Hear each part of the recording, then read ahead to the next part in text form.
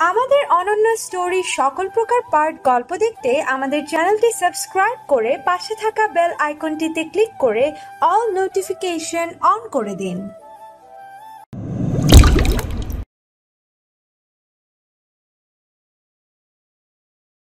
আমি ওদের কথায় শুধু মাথা নাড়াতে লাগলাম। একটু পর মিম রেগে বাহিরে চলে গেল। যাক, ভালোই হয়েছে, এখন পরিবেশটা শান্ত থাকবে।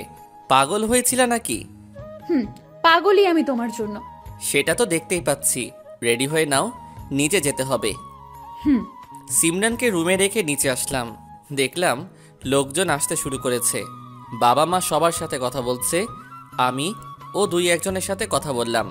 তানিয়া দেখলাম দাঁড়িয়ে এদিক ওদিক তাকাচ্ছে, মনে হচ্ছে কাকে যেন খুঁজছে। ওর কাছে গেলাম। কাকে খুঁজছিস রে? কথাটা শুনে হঠাৎ চমকে গেল তানিয়া। কই, কাউকেই না। নিচে আসলে কখন? এই তো আসলাম। কাকে খুঁজছিস সত্যি করে বল। আরে ভাইয়া, কাউকেই না, পরে বলবো নি তোমাকে। বুঝছি আমি। বয়ফ্রেন্ডের জন্য অপেক্ষা করছিস, কখন আসবে বলেনি? বলছিল তো 7টার মধ্যে আসবে, কিন্তু এখনো আসার নাম নেই। আসবে আসবে, একটু দেরি কর, সবুরে মেওয়া ফলে। তোমার সাথে যে একটা আপু আসছিল, উনি কোথায়? উপরে রেডি হচ্ছে, একটু পরে আসবে। ও আচ্ছা, একটা কথা বলো তো ভাইয়া, ওই আপু তোমার কি হয়? শুধুই ফ্রেন্ড নাকি অন্য কিছু? তোকে কেন বলবো? আরে বলো না ভাইয়া, কি হয়? বললে আমি না বললাম। শুনবি তাহলে? বল। তোর ভাবি হয়, বুঝছিস এখন? কিন্তু একটা কথা বুঝলাম না, মিম আপু তাহলে কি হয়? আমার একটা ভালো ফ্রেন্ডও বলতে পারিস, বেস্ট ফ্রেন্ড। তুমি একটু দাঁড়াও ভাইয়া, ও চলে আসছে। কে আসছে? আমার কথার উত্তর না দিয়ে সামনে এগিয়ে গেল। দেখলাম একজনের সাথে কথা বলছে। ওই তাহলে ওর বয়ফ্রেন্ড। বোনের প্রেম করা আর দেখলাম না, অন্যদিকে নাচ হচ্ছে, সেটা দেখতে লাগলাম। পেছন থেকে তানিয়া ডাক দিল, ভাইয়া। ওর কথায় পেছন ফিরে তাকালাম, কিন্তু তাকিয়ে তো আমি অবাক, কারণ তানিয়া যার হাতে ধরে আছে সে আর কেউ না, আমার বেস্ট ফ্রেন্ড আসিফ। ভাইয়া, তখন বললি না আমার বয়ফ্রেন্ডকে? এই হচ্ছে আমার বয়ফ্রেন্ড আসিফ। আচ্ছা ভাইয়া, তোরা কথা বল, আমি একটু ওই দিক থেকে আসি। তানিয়া চলে গেল। এই হারামি তানিয়া কি বলছে রে? কি বলছে? বুঝছিস না শালা, শেষে আমার বোনের পিছনে লাগছিস। শোন, বেশি শালা শালা করিস না, শালা তো আমি বলবো তোকে। তাই এখন কেমনে কি? কি কেমনে? এগুলো কবে করলি? তুই চলে যাওয়ার পর করছি। কেন? দুনিয়ায় আর কোনো মেয়ে পাস না? আমার বোনকে পছন্দ করতে হলো? আমি যাকে পছন্দ করছি ওই মেয়েটা যদি তোর বোন হয়, তাহলে আমার কি দোষ বল? মিথ্যা কথা বলিস না, আমি ভালো করেই জানি তুই ইচ্ছে করে এরকম করছিস। আমি কিছু করি নাই, যা করার সব মিম করেছে, আমি শুধু ওর কথা মতো কাজ করে গেছি। মিম করছে মানে? বুঝলাম না। পরে বলবানি, তোর বোন আসছে। পেছনে তাকিয়ে দেখলাম তানিয়া আসছে, তাই আর কিছু বললাম না। সরি আসিফ, একটা কাজ করতে হলো, কিছু মনে করো না। ইটস ওকে, কি মনে করব? তানিয়া তোরা কথা বল, আমি একটু উপর থেকে আসি। রুমে গেলাম, কিছুই বুঝছি না। মিম কেন আসিফকে তানিয়ার সাথে প্রেম করতে বলবে? সিমরান দেখলাম খাটে বসে আছে। রেডি হইছো? অনেকক্ষণ আগে। এতক্ষণ কই ছিলে? বাইরে ছিলাম, সবার সাথে কথা বলতে গিয়ে দেরি হয়ে গেছে।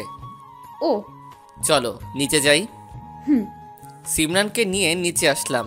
দেখলাম রায়হান আর মিম সোফায় বসে গল্প করছে। ওদের কাছেই গেলাম। রায়হান তো আমাদেরকে দেখে দাঁড়িয়ে পড়েছে আমাকে দেখে না সিমরানকে দেখে। ভাই, তুই বিয়ে করলি কবে? এই তো কয়দিন আগে, তোদের তো বলতে ভুলেই গেছিলাম। সত্যি বিয়ে করছিস শালা? একবারও বললি না তো। আরে না, বন্ধু হয় আমার, আমি বিয়ে করলে তোদের বলবো না? সেটা মিমের থেকে শোন। কি? আমার থেকে শুনবে মানে? আমি কিভাবে বলবো? আরে বল না। শোনো, বেশি হয়ে যাচ্ছে কিন্তু। কি বেশি হচ্ছে রে? ওই দিকে দেখ। আসিফ আর তানিয়ার দিকে আঙুল দিয়ে বললাম। মিম আসিফ আর তানিয়ার দিকে তাকিয়ে কিছু বলল না। এই কাজটা তোরা করতে পারলি? আমি তোদের থেকে এরকম কিছু আশা করিনি। ভুল বুঝিস না প্লিজ, আমি ইচ্ছে করে করিনি, এর পেছনে একটা কারণ আছে। কি কারণ আছে সেটা আমি ভালো করে জানি, তোদেরকে বলতে হবে না। কথাটা বলে ওখান থেকে চলে আসলাম সিমরানকে নিয়ে। আগেই বলেছিলাম এই কাজটা করিস না, সাব্বির খারাপ মনে করবে। শুনলি না তো? দেখ এখন কি হলো। এছাড়া যে আর কোনো উপায় ছিল না। ওই কাজটা যদি না করতাম তাহলে ওই দিনটা কি আজ আসতো তুই বল? তাই হয়তো আসতো না, কিন্তু সাব্বিরের চোখে যে আমরা খারাপ হয়ে গেলাম, এখন কি করবি? আরে ওকে বুঝিয়ে বললে ঠিক হয়ে যাবে, চিন্তা করিস না তো। সিমরানকে বাবার সাথে পরিচয় করে দিলাম। বাবা সহজেই চিনতে পেরেছে, কারণ আগে থেকে ওর ভাইকে তো চিনতো। মিম তোমাকে তুই তুই করে বললো কেন? আর তুমিও তো বললে, বুঝলাম না। আরে বাদ দাও। কি বাদ দিব? আমাকে মিথ্যা বলছো কেন? কি মিথ্যা বললাম? তোমরা আগে থেকেই দুজন দুজনকে চিনতে, অনেক আগে থেকে। তুমি কিভাবে জানলে? আগে বলো সত্যি নাকি কথাটা। কিন্তু তোমরা একে অপরকে ভালোবাসো, তাই না? কি হলো, ভালোবাসতে যাব কেন? আমি তো তোমাকে ভালোবাসি, ও আমার একটা ভালো ফ্রেন্ড শুধু। আচ্ছা, তুমি কিভাবে শুনলে? জেনেছিলাম একভাবে, বলা যাবে না। আচ্ছা, তুমি কিভাবে জানলে? বলো না প্লিজ, কিভাবে জানলে তুমি? মিম বলেছে। কি বলছে তোমাকে? অনেক ভুল বুঝিয়েছে তাই না? আমার নামে অনেক খারাপ কথা বলছে, ঠিক তো? না, তুমি যা ভাবছো সেরকম কিছুই না। সত্যিই মিম অনেক ভালো। ওর মতো একটা বন্ধু পেয়েছো, এটা তোমার ভাগ্যই বলা চলে। কি বলছো এসব? ঠিকই বলছি। মিমের সাথে আমার কথা হয় 1 মাস আগে থেকে। আমাকে আর তোমাকে নাকি ওখানে একটা পার্কে দেখেছিল, তারপর আমার সাথে কথা বলছিল, তোমার বিষয়ে সব কিছু বলেছিল। কি এত কিছু হয়ে গেছে আর আমি কিছুই জানি না? এসব কথা আগে বলনি কেন? তোমাকে বলতে চেয়েছিলাম, কিন্তু মিম বারণ করেছিল। সত্যি বলতে তুমি যখন ওইভাবে ওদের ছেড়ে চলে এসেছিলে, ওরা বিষয়টা মেনে নিতে পারেনি। খুব ভালোবাসতো মনে হয় তোমাকে ওরা। অনেক ভালোবাসে ওরা আমাকে। আচ্ছা, আর একটা কথা বলো তো, কিছুক্ষণ আগে যে তোমরা ঝগড়া করলে ওইটা কি মিথ্যা ছিল? অবশ্যই। তোমার সন্দেহ আছে? না, নাই। তুমি একটু থাকো এখানে, আমি একটু আসি। হয়ে যাবে আবার। এসে বলবো নি, এখানেই থাকো তুমি। ওকে, তাড়াতাড়ি এসো। সোজা মিমের কাছে গেলাম। কিরে, গার্লফ্রেন্ড রেখে এখানে কেন? এমনি কথা আছে তোর সাথে, আয়। কিসের কথা রে? প্রপোজ করবি নাকি? তাই আয় আমার সাথে। ওর হাত ধরে ছাদে নিয়ে গেলাম। এখানে আনছিস কি হয়েছে রে? কিছু না, আজ তোকে মারবো অনেক। শোন ভাই, মার খেতে পারবো না, ভালোবাসলে বল, রাজি আছি। ভালোবাসা খাওয়ার খুব শখ না? উপরে চল, তাই দেবো আজকে। চল দেখবনি। উপরে নিয়ে গেলাম ওকে। পরিবেশটা পুরো শান্ত, থমথমে পরিবেশ। এখানে আনলি কেন সত্যি করে বল তো? এসব কেন করছিস রে? কিসের জন্য? কোনগুলা রে? পাগল হলি নাকি? পাগল আমি না, পাগল হয়েছিস তুই। কেন করছিস এরকম? আরে বলবি তো কি করছি আমি, সত্যি বুঝছি না কিন্তু আমি। সত্যি বুঝছিস না নাকি বোঝার চেষ্টাই করছিস না? সত্যি বুঝছি না। সিমরানকে কতদিন ধরে চিনিস? এই কয়দিন হলো, যেদিন কলেজে ফার্স্ট দেখছিলাম ওই দিন। মিথ্যা বলিস না কিন্তু, আমি কিন্তু সব জানি। কি জানিস? যার জন্য আমাকে এত তাড়াতাড়ি ডেকে আনলি?